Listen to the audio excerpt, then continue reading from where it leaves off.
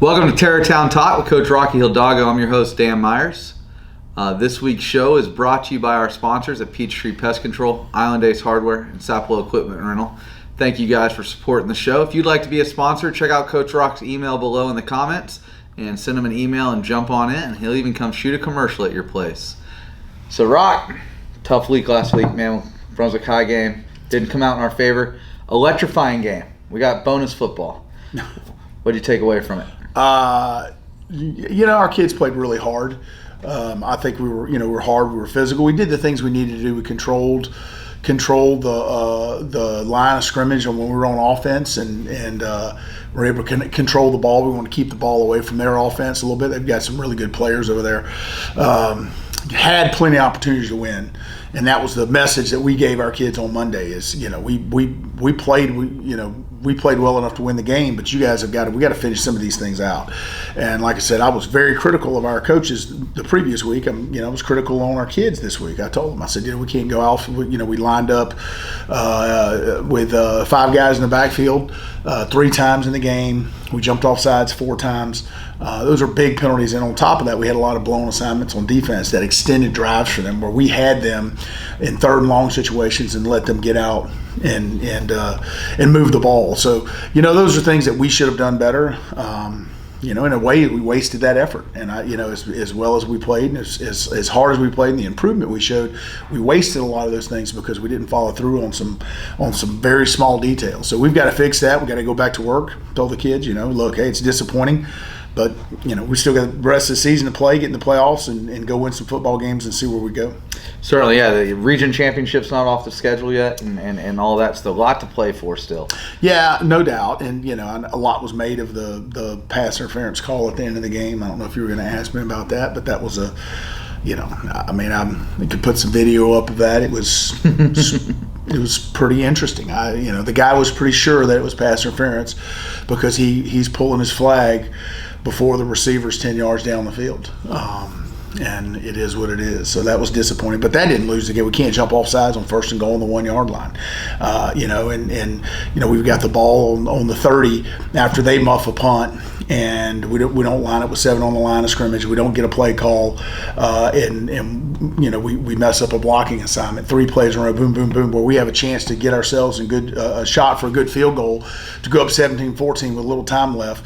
We end up having to punt the ball back to them because we run the field goal team out. We don't snap the ball to get the ball off. We end up having to delay a game. So that all 4 plays were a comedy of errors. We threw flea flicker on 3rd down, wide open. The running back didn't get the call. The ball goes on the ground. We end up getting tackled for a loss of 4. So. There's always those plays you can go back to and look how it could have changed the game drastically. Special teams seemed to play pretty well. We had the muff punt recovery and then the block punt. Yeah, we felt like we could block a couple of punts if we made them punt enough. We knew that going in that we were going to have at least a block punt. I think Cody kicked the ball okay. We had the one coffin corner kick. He's got to drive. He kind of stuck it out of bounds.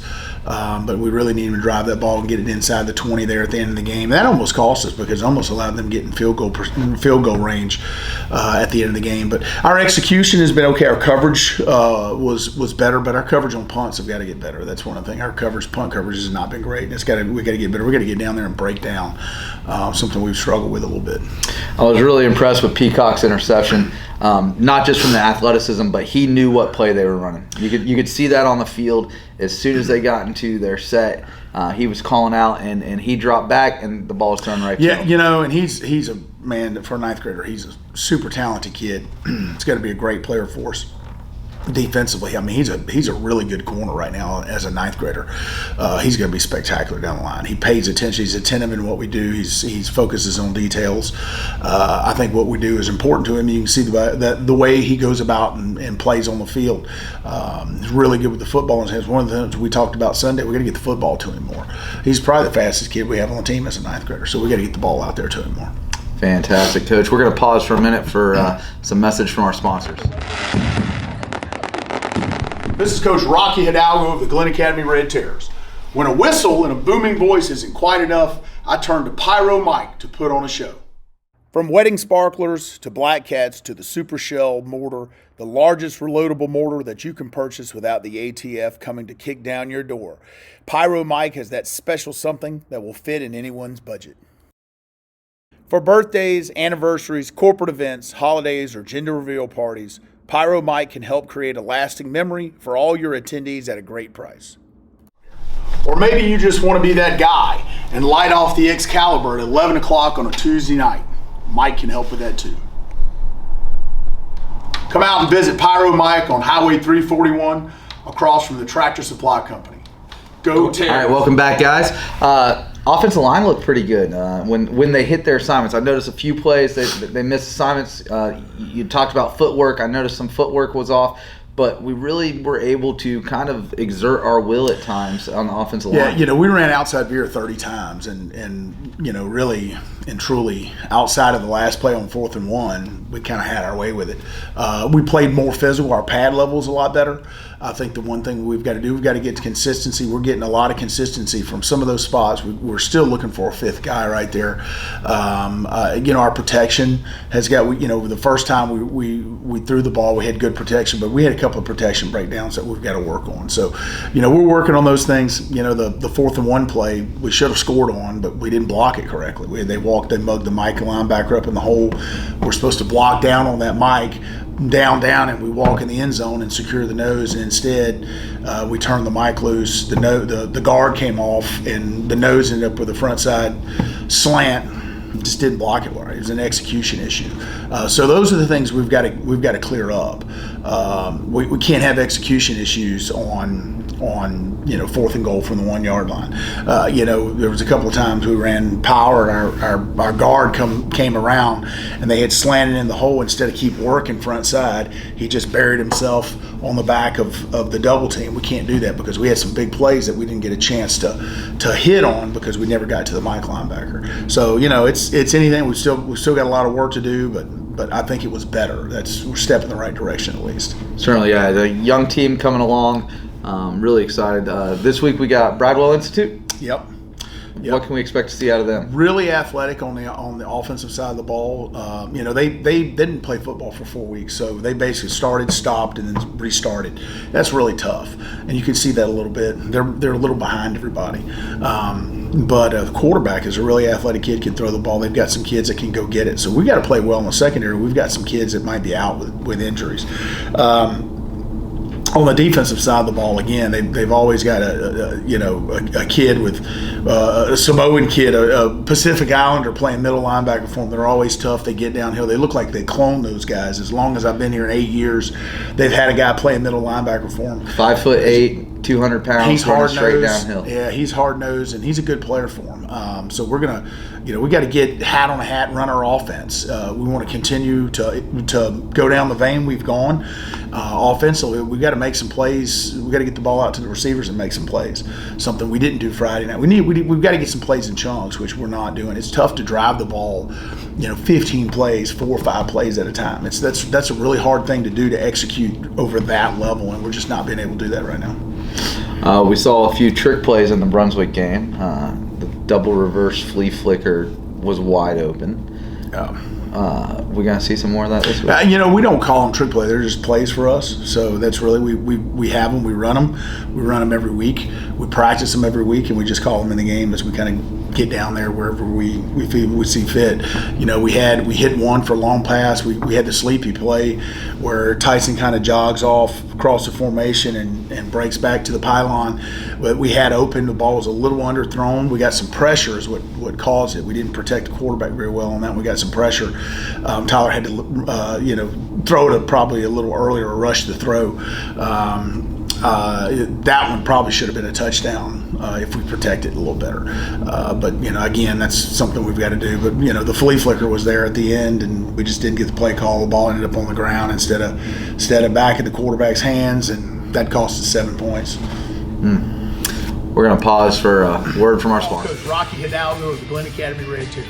As a football coach, it's always nice to have a wide variety of tools to get the win on a Friday night. Running backs making plays, some big guys on the offensive line, and some nasty D linemen make the job a whole lot easier. Add some new tools to your team at Sapelo Equipment Company. Tractors, mowers, utility vehicles, construction, hay farm implements, and more.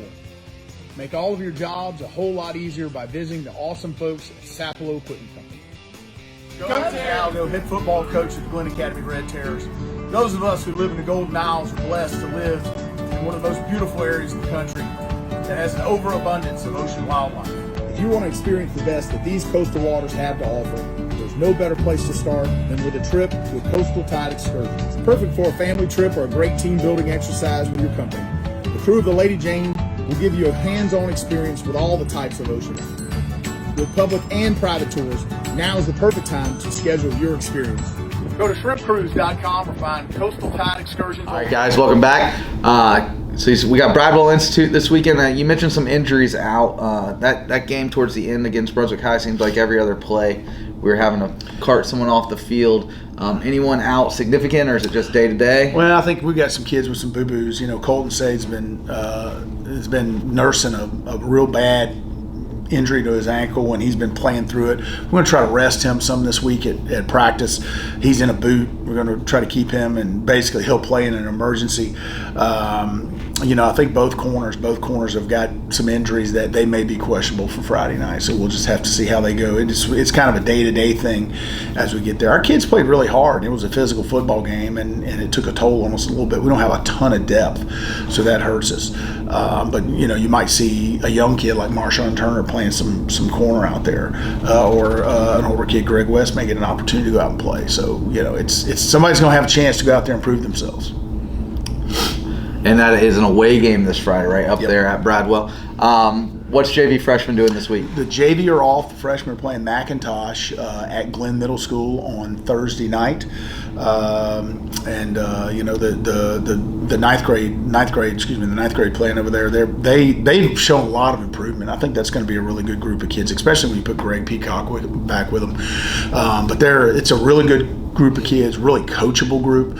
We've got some kids who are going to be outstanding high school players, guys like Jaden Ellison, Ben Beltran, Jameer Williams. We've got some really talented kids in that class. A lot of them don't have a lot of football IQ, and they're not football savvy yet. So we've got to do a great offseason. We have to great offseason training those guys up and teaching them some football, because there are going to be a lot of those guys going to have a chance to play next year. Fantastic. And I know from a teacher's perspective, we've talked about learning loss and COVID. Are you seeing that on the football field as well? I mean, you're talking about the ninth graders. They didn't have a normal year of football since they were in sixth grade. Yeah, it's something we've seen the last few years. We just haven't had a lot of kids, and I think it really goes back to football development in our community. And it's something we've tried to work with. Coach Pender and I at Brunswick High School have tried to work with the rec department on some of that, and not to a lot of success. We're hoping they made some personnel changes with the rec department, that we're going to see some headway with some of that, with better preparing our kids at a young age, teaching them a lot more football. And really what we want to do is we want to educate our coaches in our community so the game across the board is coached better. And so when we get kids as ninth graders, they know a little more football. And I think that's an issue that we have to address as a community. And I think if you go and you look at these one-horse towns, the Camden counties or the Coffee counties, Ware County, the head coach has a lot of input in the programs, the rec department, the middle schools, and it's something that we don't have a ton of that here, and because of that, I think philosophically, I'm not sure people believe that the rec department's job is to help develop kids for high school football programs. I think we're kind of all tied in that together. I think the goal is to be able to teach kids about the game at a very young age, teach them to enjoy and appreciate the game, so that they'll have a lifelong appreciation, but also that they'll continue to play as they get older in middle school and high school. I think that's really important for the health of the game overall, not just for the rec department or the high school game. Certainly. And I coach a little baseball, and travel baseball has kind of taken over. Yeah. 7-on-7 world. Mm-hmm. What's your experience with that? What's that like in our community and in the greater area? You have these teams that go off and they play these 7-on-7 teams that are coached 7-on-7 teams. Most of them aren't coached particularly well, to be honest with you. I'm just, we get kids back from these 7-on-7 teams and they're playing, I don't know what those things are. And I 25 false steps before they get up. Well, it's just. I mean, like, it's not particularly fundamental on the back end of where they're watching. You have guys watching. They're told to watch the quarterback, and you can't do that in the secondary. If you're watching the quarterback, you don't know where the receiver is. Just some stuff that guys are out there coaching, and I appreciate those guys volunteering their time to do those things. But fundamentally, it's just a lot of baloney that some of these kids are getting taught. Now there's some guys out there that do a good job with it. So when we go to 7-on-7, we go as a group. We go coach our kids. I'm a big believer in that. I'm okay with kids playing in those travel 7-on-7 teams because it's a chance to go out and compete, and they got to understand that a lot of times the things that they're learning out there aren't going to carry over to what you do in high school, because you're going to have to run the ball in high school. You have to defend the run. So when we get them back from that, a lot of times we have to break some bad habits. I'd love the chance to sit down and talk with those guys and help them with some of the things that they do. But I don't have any connections with who those guys are playing. Understood. Talk about Coach Mathis's role and with recruitment. I saw he took a group down to Florida State this weekend. How's that looking for us this year? Well, I think the big thing is we've been fortunate here. We had Curtis Cruz, who did it for years for me, and did a great job of placing kids. And one of the, we obviously want to coach our kids, want to build them as a person, and want to win football games. We want to help all of our players find something to do after graduation. And I think that's something that we've worked really hard at, and we've been very fortunate that we've been able to find these kids places to go. Now, a lot of times they elect not to stay, but we find them opportunities to go out and compete, get educated, that are affordable. We don't try to stick a kid with a $40,000 tuition bill. I thought, that doesn't make any sense. So we've gone out and done those. What Coach Mathis has done is I brought him in is to kind of fill that void that when we lost Coach Cruz to admin, that to fill that and help us get these kids to colleges, help them.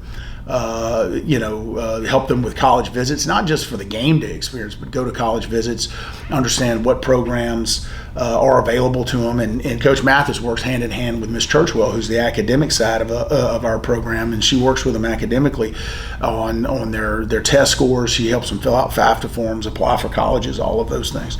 So those two guys work hand in hand about that stuff. And the role of the Booster Club is to assist those things. So we've got Coach Mathis took a group to Florida State. Coach Wright's taking a group to West Georgia this week.